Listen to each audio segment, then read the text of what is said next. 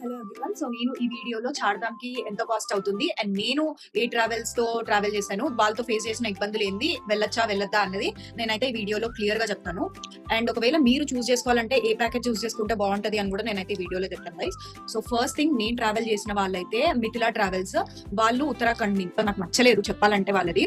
ఇప్పుడు single person are ఇద్దరు కానీ 3 పర్సన్స్ వెళ్తే మాత్రం ఇలాంటి ప్యాకేజెస్ చూస్ చేసుకోకండి. ఒకవేళ 10 to 15 మెంబర్స్ అయితే వెళ్తున్నారు అని అనుకుంటే మాత్రమే ఇట్లాంటివి చూస్ చేసుకోండి. అది ఏ ఏరియా నుంచి అయినా ట్రావెల్ ప్యాకేజెస్ ఎవరైనా కూడా చూస్ చేసుకోవచ్చు. That will be better. ఎందుకంటే మీ అందరు ఫ్యామిలీతో వెళ్తారు కాబట్టి మీ అందరూ ఒక మాట మీద ఉంటారు. లేదు మీరు సింగిల్ గా వెళ్ళాలి అనుకుంటున్నారు, కొంచెం ఇలా వెళ్ళాలనుకుంటారు, మాత్రం మిమ్మల్ని వన్ సైడెడ్ చేసినట్టు అయిపోతుంది. Package cost is really less compare to the other packages. ఇప్పుడు నా ప్యాకేజ్ నేను బుక్ చేసుకుని మాత్రం 16,500 కి బుక్ చేసుకున్నా మిథిలా ట్రావెల్స్ తోని.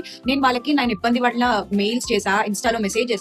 వాళ్ళకి 13K ఫాలోయింగ్ ఉన్నట్టుంది, ఇంకా ప్లస్ ఉండొచ్చు. అప్పుడు నేను చెప్పాను కూడా కంప్లైంట్ చేస్తా నేను అని. స్టిల్ వాళ్ళు నాకు ఇవ్వాల్సిన రీఫండ్ ఇవ్వలేదు. సో నేను చాలా ఇబ్బందులు ఫేస్ చేసిన.